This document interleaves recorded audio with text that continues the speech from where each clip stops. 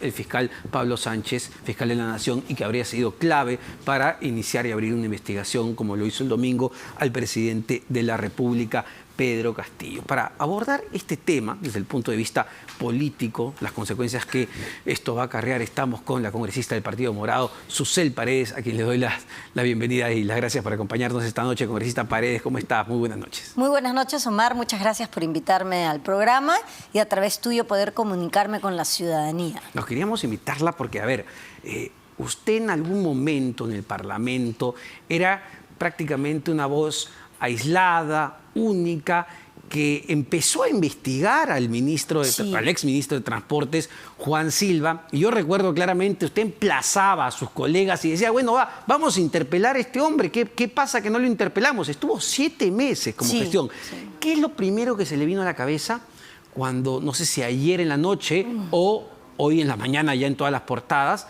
pudimos saber lo que decía esta transcripción? Bueno, eran ciertas mis hipótesis. Y toda la ruta me la da él, Juan Silva, porque ¿cómo así? Él empieza eligiendo personas que no eran adecuadas para los puestos. Claro. Tan es así que él tiene que sacarlas a las 24 horas. Como yo soy una persona que ha trabajado antes en fiscalización, mi principal preocupación es la formalización. Entonces yo decía, este señor va a entrar y amenazó con deshacer a la ATU, con desmontar la Sutran. Entonces yo estaba preocupada en ese momento, claro, porque era un peligro, ¿no? Hay gente muerta, todo, y estaba eligiendo gente inadecuada para los puestos. Él mismo lo saca en las 24 horas. Claro, es verdad, en ese momento la sospecha no era que había corrupción con obras públicas. No tenían ni un día gobernando. Exacto, era la preocupación de que él representaba a los transportistas informales. Claro, y el transporte informal significa además muertos en las carreteras, muertos en las pistas, personas con discapacidad, viudos, huérfanos, etc. Entonces yo seguí viendo muy atenta a lo que él hacía. Nosotros, los tres morados, no tenemos ni bancada. Somos cada uno nuestro despacho y trabajamos duro. Pero ahí estuve y no le sacaba el ojo de encima. Hasta que después no entendía por qué no querían interpelarlo. Y entonces empezamos a buscar quiénes lo visitaban. Y ahí encontramos congresistas. Entonces, primero, falta de idoneidad, o sea, gente preparada para los cargos. Luego, ¿por qué no querían interpelarlo? Ni siquiera interpelarlo. Luego, yo presento la interpelación, Fuerza Popular me dice... Un momentito, acá no.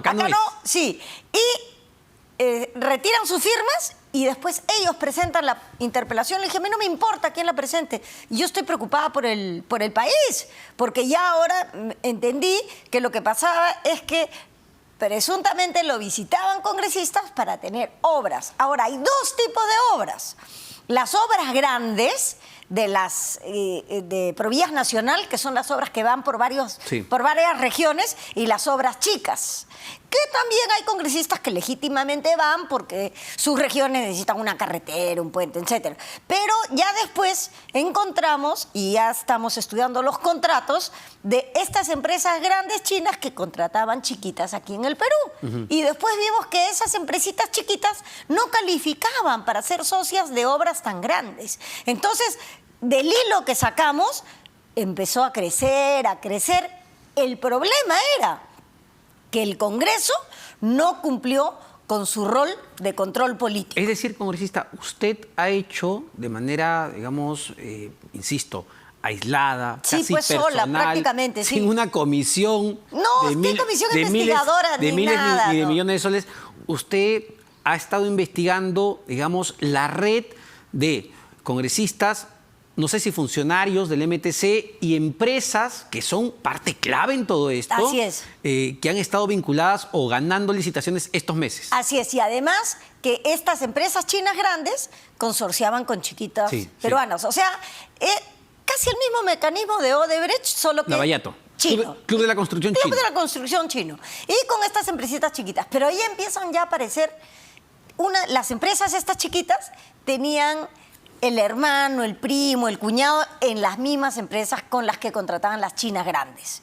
Entonces esto, que se pudo detener si el Congreso hubiera cumplido con su rol de control político y lo hubiéramos parado cuando era chiquito, fue creciendo, creciendo, creciendo, hasta que ahora vemos que hay una organización criminal y cuánta gente estará callada, cuánta gente seguirá siendo funcional a esa organización. Y eso es importante, me voy a adelantar un poco al otro tema que tiene que ver con el presidente Castillo, pero todo esto está relacionado, interconectado. Sí. Pero claro, uno se pregunta, ¿a cuántos congresistas, y esa es parte de su investigación, a cuántos congresistas le interesa mantener en silencio a Juan Silva? ¿Cuánto sabe o cuánto sabría, para ponerlo en condicional y no tener problemas? Sí, porque nos paran denunciando. ¿Cuánto sabría Juan Silva luego de lo que hemos escuchado en este audio? Ojo, a nivel de parlamentarios. Es que una cosa es lo que él dice, pero en la investigación lo que se dice se corrobora, por ejemplo, chequeando las visitas, los contratos, en qué regiones, los que les visitaban son de las mismas regiones, entonces vamos armando un plano de cómo va funcionando el mecanismo. Por eso es que luego, cuando sacan a Silva y dejan a Bustamante, que era el secretario general, era una burla. Pues. Es lo mismo. O sea, sacaron una llanta y pusieron otra, pero el carro siguió funcionando. Sí, claro. Entonces, era indignante. Yo estaba indignada con eso. Después lo sacaron, han puesto a otro que tampoco, tiene el mismo problema. No es idóneo, Barrenzuela, no es idóneo, no conoce el tema, y entonces, falta de idoneidad, corrupción, falta de control político, igual crisis nacional. Repite esto en varios sectores. Entonces, por eso, mi afirmación es, aquí de esta crisis somos responsables. El Ejecutivo sí, el Gobierno sí, pero también el Congreso, que cuando tuvo la oportunidad de matar el chupo chiquito, lo dejó crecer. ¿Por qué lo dejó crecer? Tendremos que investigarlo. Pero sí sabemos que eso se pudo evitar si en su momento el Congreso interpelaba, lo sacaba, pero rápido.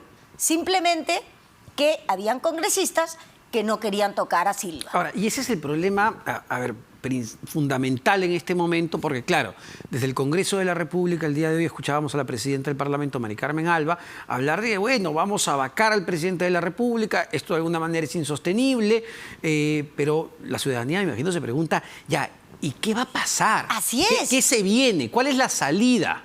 Porque no podemos tener un presidente cada año y medio. O sea, así no avanza ningún país. Yo llamo a veces a algún ministerio a pedir una información o mando, resulta, ya no está el ministro, ya no está el viceministro, ya no está el director general, ni el practicante está. Porque los cambian todo. Entonces, no se puede ni siquiera continuar una gestión, una investigación. Por ejemplo, si yo sigo la ruta, y claro, igual, llega el nuevo y tengo que volver a empezar. Y mira, todo este trabajo lo hemos hecho con mi equipo, que no tenemos, como te digo, ni siquiera asesores de bancada, ni nada especial. Solamente voluntad de trabajar, investigar, seguir las cosas, pedir los documentos, saber dónde buscar. O sea, ¿por qué nuestro equipo funciona? Porque tengo un equipo de abogados, una economista, abogados, que sabemos dónde buscar. Gente que ha trabajado en el Estado, ¿no? Víctor Quinteros, que es un abogado, un investigador muy acucioso, y él sabe dónde buscar.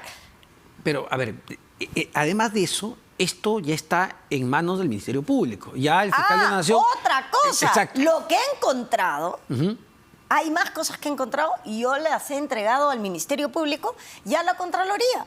Porque como no me hacían caso en el Congreso, entonces ya lo mandaba. Ojalá, y lo he mandado al fiscal de la Nación. Todavía no tenemos respuesta, pero lo que hemos encontrado se lo hemos entregado al fiscal de la Nación para que él lo entregue al fiscal correspondiente, ¿no? Pero ahí tenemos varios puntos importantes. Pero de la investigación que usted ha hecho hasta el momento, en todos estos meses, que no son pocos además... Claro, mira, yo me acuerdo de una fecha, 12 de noviembre. ¿Qué sucedió? Que yo dije que se vaya en taxi, en combi, como sea, pero no puede estar un segundo más. Ya es un peligro. ¿Qué hipótesis tiene usted? ¿La misma que la Fiscalía, que esto es una organización criminal? Sí, pero no solamente es una organización criminal, no. sino que además el problema está que como eligen personas que no están capacitadas, le hacen daño a la estructura del Estado. Entonces, gente Es decir, sin capacidad...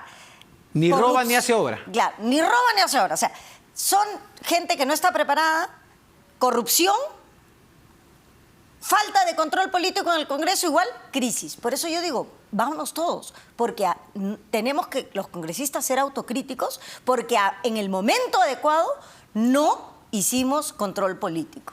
Ahora, lo ha vuelto a poner sobre la mesa, entiendo, este proyecto de adelanto de elecciones. Sí. Me parece que es el congresista Bazán, el Diego que se ha Bazán adscrito, Diego Bazán, y de yo Avanza País. somos los únicos que hemos firmado el adelanto de elecciones. Claro, pero usted sabe, o qué piensa usted en todo caso, ¿usted realmente cree que sus colegas se quieren ir? No creo, porque ya hubieran firmado. Además, no es que yo los he llamado, yo les he mandado 2 oficios a cada uno, porque queda huella de mi solicitud para que se adhieran a ese proyecto. Entonces, hay un oficio y después hay otro oficio. La próxima semana voy a mandar otro oficio. Entonces, yo después, cuando se tenga que escribir Los va a la tener historia, locos a punta de oficio. Y claro, porque es la manera en que yo le puedo rendir cuentas al pueblo, Sí, claro. al que me ha elegido. Le voy a decir, mira, yo traté de hacerlo y por escrito se lo presenté, porque algunos congresistas también me dicen, pero así no se hace política, la política se hace hablando, debemos conversar. Pero ¿sabes qué? No es la manera que yo creo que de hacer política, porque cuando tú conversas solo, después te puedo decir, ¿sabes qué? Ya no firmo. Entonces, como a mí ya me hicieron esa figura de que, claro, sí, no te preocupes, y después me dice, ¿sabes qué? No puedo firmar, entonces ya no quiero hablar a lo concreto. Mando mi oficio, si me contesta, chévere, si no. El único, Diego, me dijo, yo lo voy a firmar, y firmó. Y a ver, ¿qué va a pasar? Porque el A ver, ¿qué escenario... pasa si nos vamos todos? Claro. Lo contrario, ¿qué pasa si efectivamente, después de todo esto, vacan al presidente de la República, no sé, suspenden a Dina Boluarte por infracción a la Constitución y el Congreso en sus 13 decide quedarse? ¿Qué va a pasar ahí? Con un Congreso que tiene 85% de desaprobación. 87. 87, O sea, me quedé mira, corto. 87% de desaprobación. Creo que la aprobación que hay es por nuestras mamás y por la gente que trabaja con nosotros, porque ya que con está tan chiquita el porcentaje.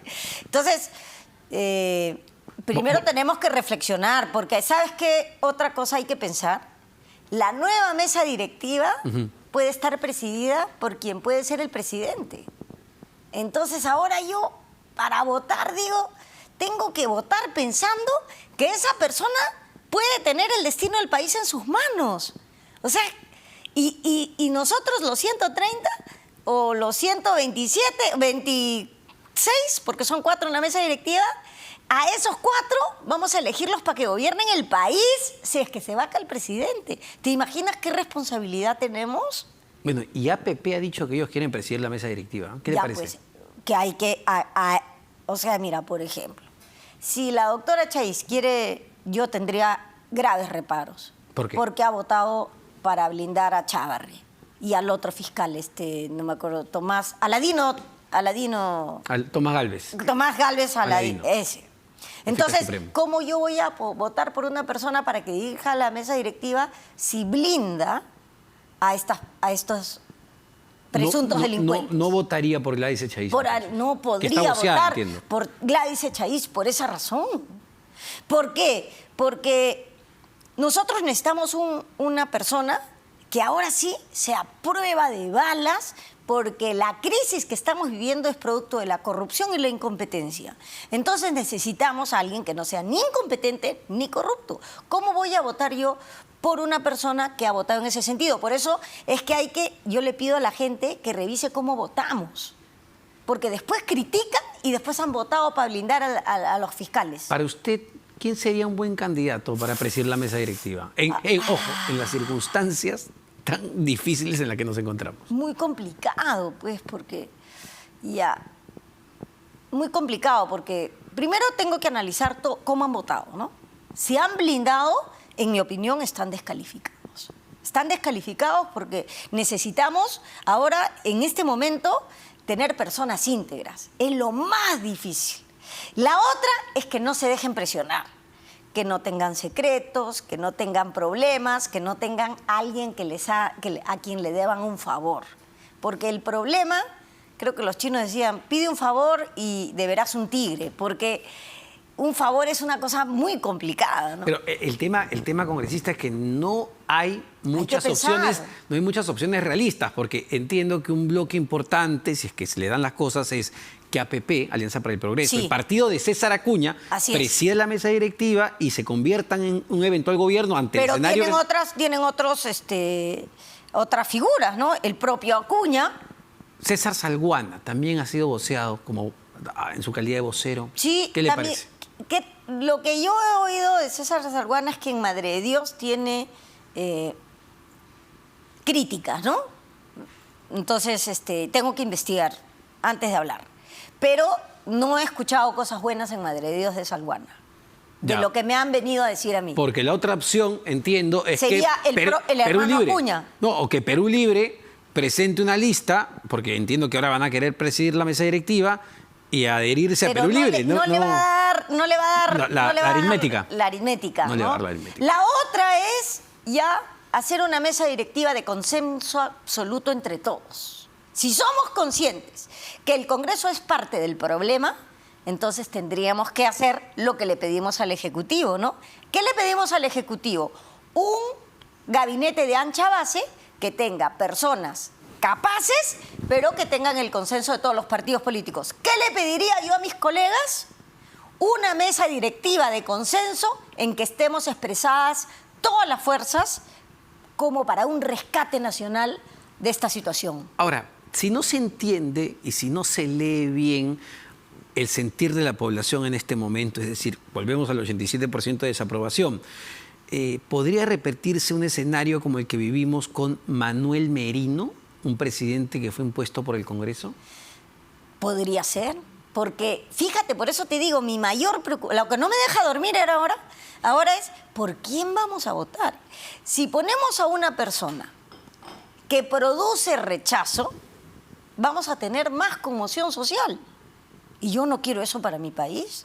Por eso digo, de repente la salida es una única lista de consenso entre todos y el Ejecutivo tendría que poner de su parte y decir un gabinete de ancha base, de consenso entre todos, para poder salir. No podemos seguir con un presidente cada año y medio.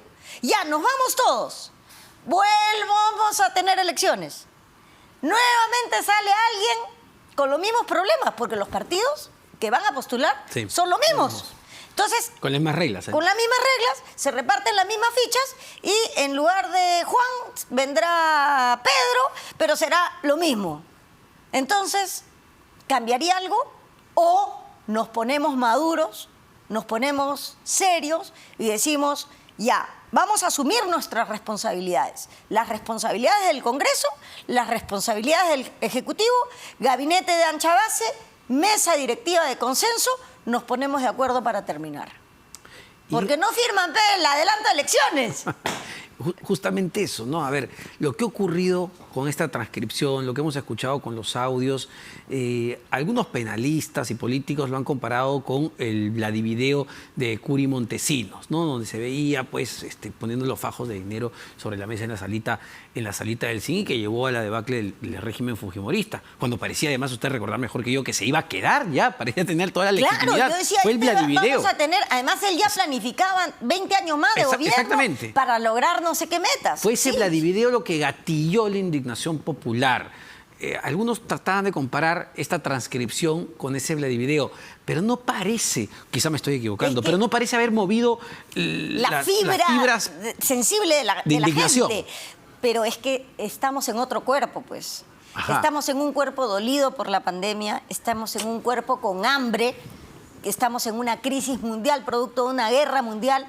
Entonces, el interés general de la gente está en sobrevivir, en reponerse económicamente y entonces no está en salir a la calle. O estamos normalizando los actos de corrupción como sociedad. No estamos normalizando. No quiero ser pesimista, pero uno dice, con todo esto que vemos y escuchamos... Yo creo que la gente, el pueblo peruano, es un pueblo con capacidad de indignación.